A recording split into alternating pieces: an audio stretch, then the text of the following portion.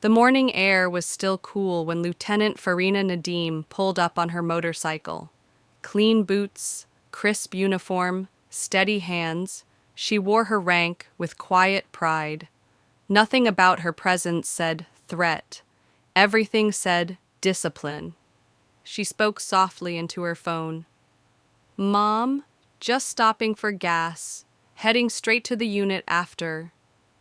The sun had barely climbed over the rooftops, casting long shadows across the quiet forecourt of the gas station on Walker Street.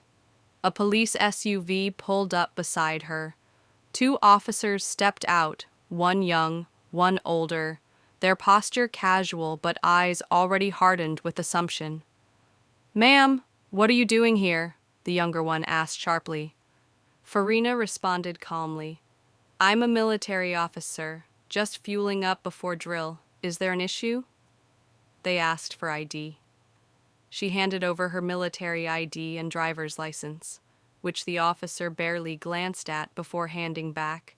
Skepticism etched into the lines of his face. "This uniform real? We got a report. Someone acting suspicious," he said. She replied, "This uniform cost me years, injuries, and sacrifice. Maybe ask yourself why you think I'm the problem." But logic wasn't what they were after. Without warning, they moved in. "Turn around." "You're making a mistake," she said, "and it's going to cost you." A bystander shouted, "Yo, what are you doing? She's military, man."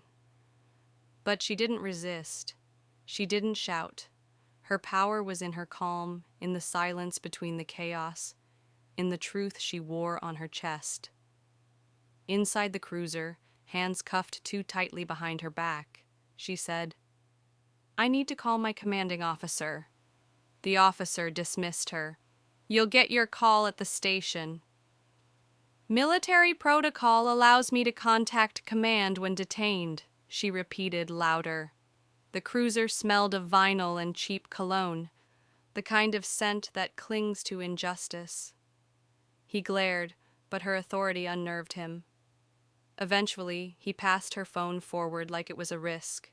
She unlocked it with her thumb and dialed. "Colonel Khatri, sir. I've been detained.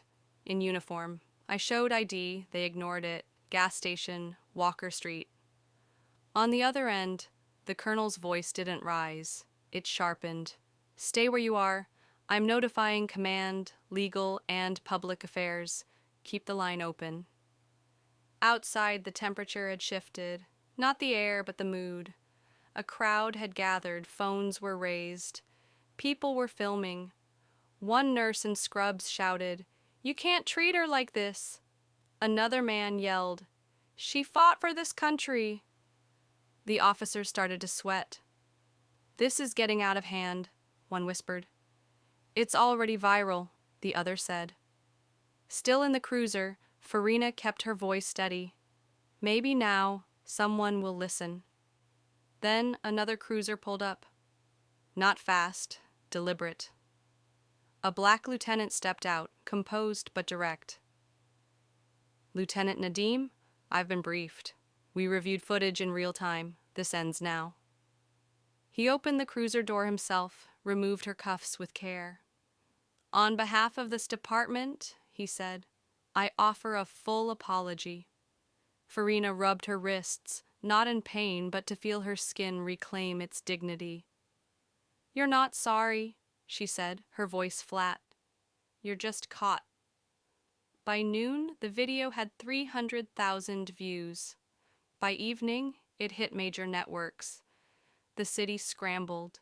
Officials called for urgent reform. The mayor held a press conference.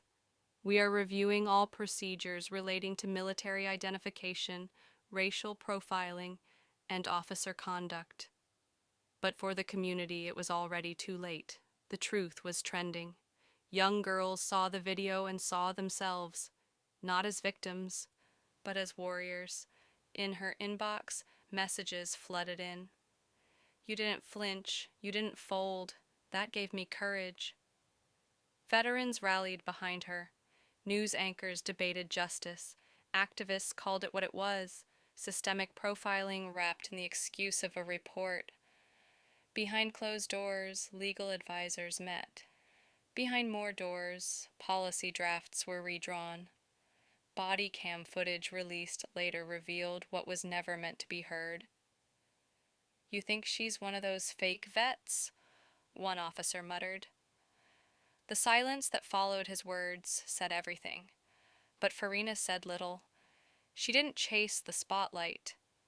She returned to duty the next weekend, like always. Press showed up. She said nothing. Because her truth wasn't for ratings, it was for every quiet soldier who'd ever been questioned just for being. Weeks later, a package arrived at her base, a handwritten letter from a high school girl named Amira. "I didn't think someone like me could wear this uniform. Then I saw you. Now I know I can." Farina read the letter twice and placed it inside her locker. She didn't need to be loud. Her calm had already echoed louder than sirens. And maybe, in a world that still sees power as volume, she proved that real strength is steady, real authority is quiet, and real change begins not in shouting, but in refusing to disappear, not backing down, not giving in, just standing, unshaken, in full view of a country that finally has to look back.